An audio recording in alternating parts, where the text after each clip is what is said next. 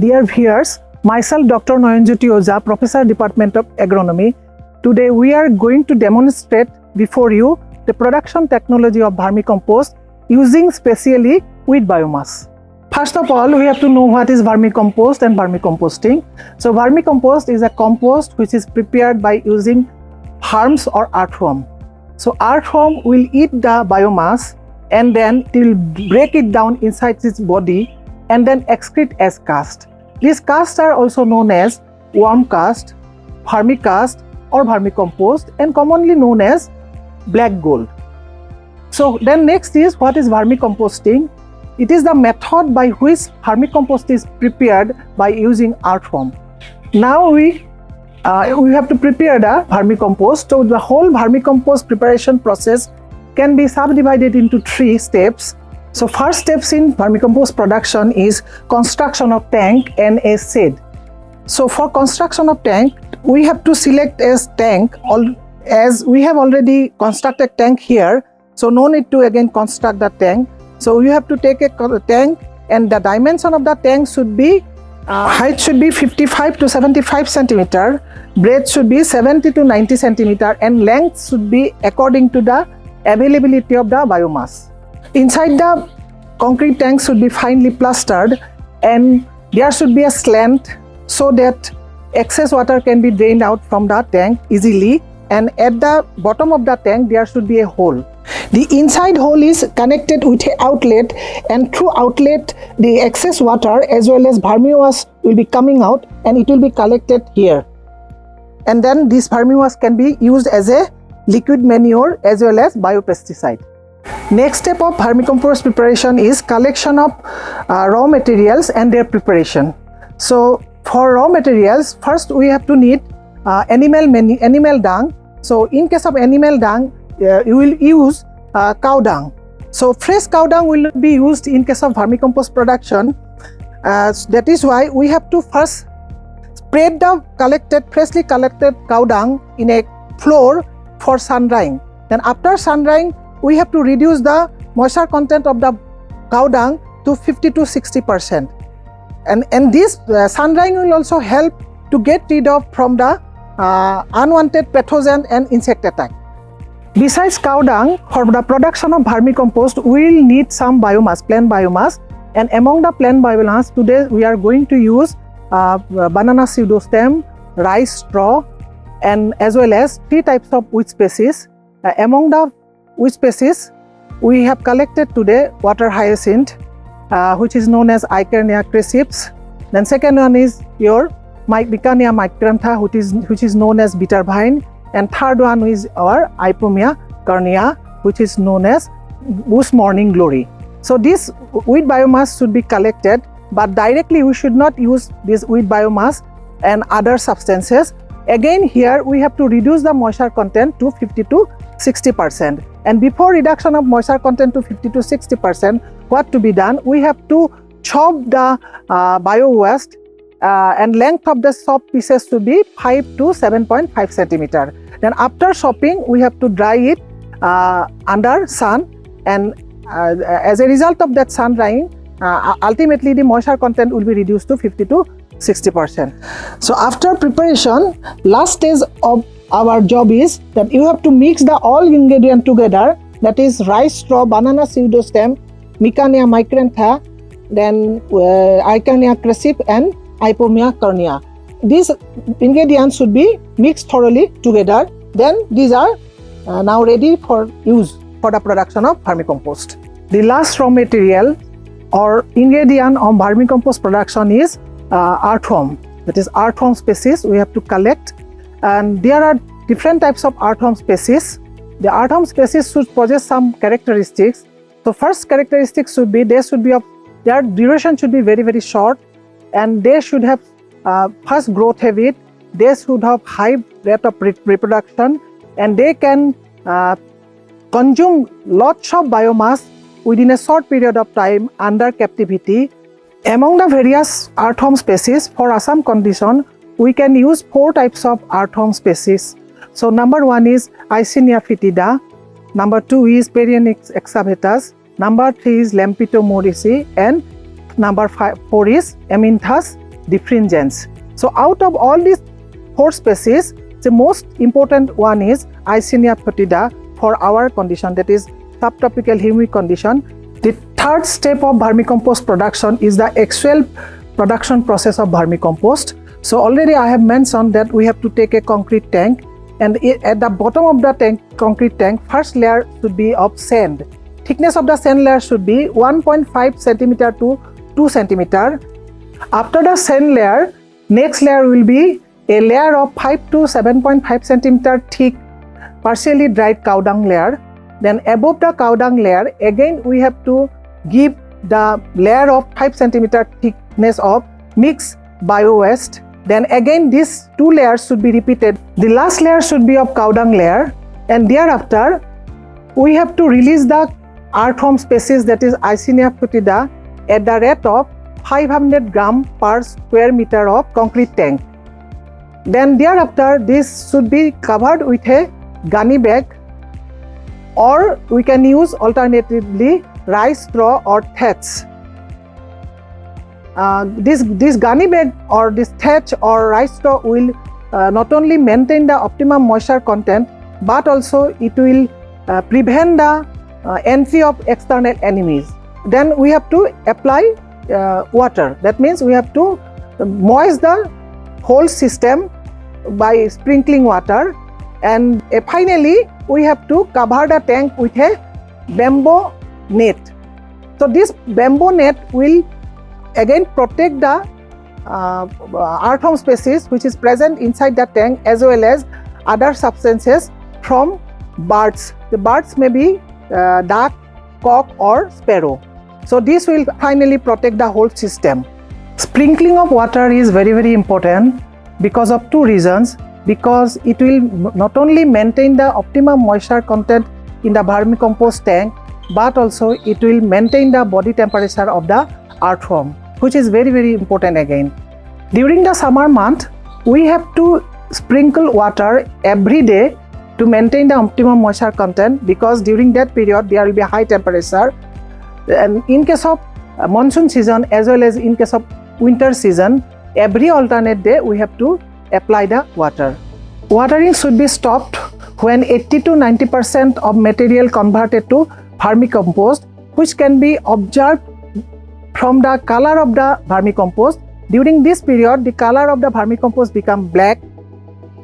It will be lighter in weight, it will be free flowing and granular in nature.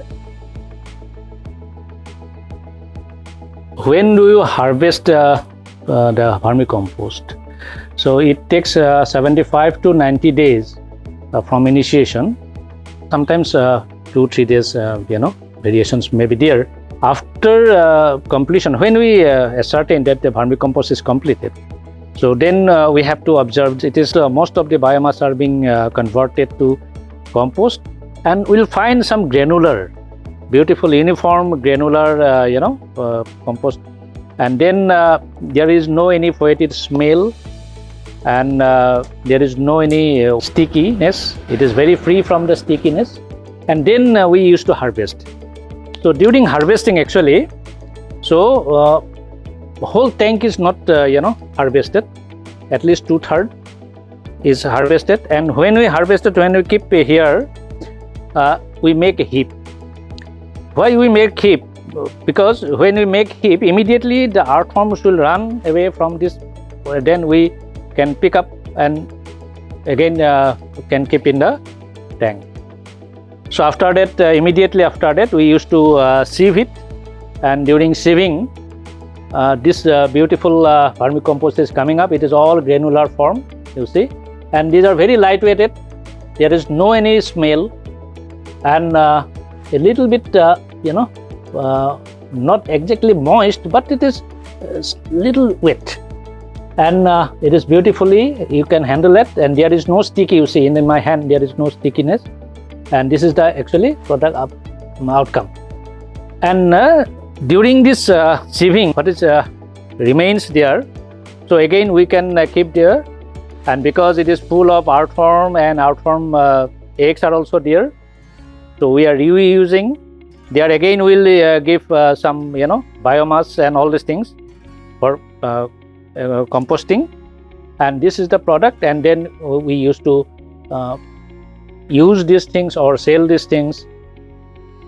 This is the but one thing is there, that should not be sun dried. It should be kept in the sun, shade, and it is better to use within a month. Gradually its quality will be deteriorated, because it is superior than cow dung, and if it is dried up and after 3-4 months, then again your quality will be deteriorated. It will be like cow dung only. So it is better to use within a month. And this is the actually harvesting process. And remember one thing, that 100% is not harvested, partial harvest is done, and again this what is remained, then we continue for compost.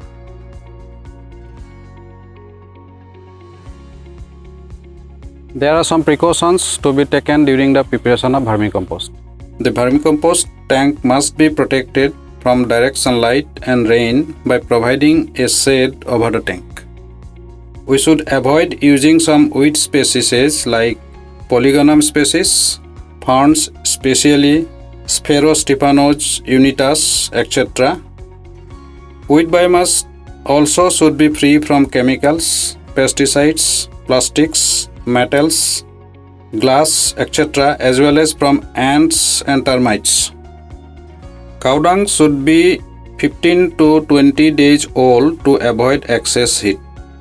Worms should be protected from ant, rat, and birds, mostly duck, cock, sparrow, etc. Vermicompost tanks should not be covered with plastic sheets because it may trap heat and gases.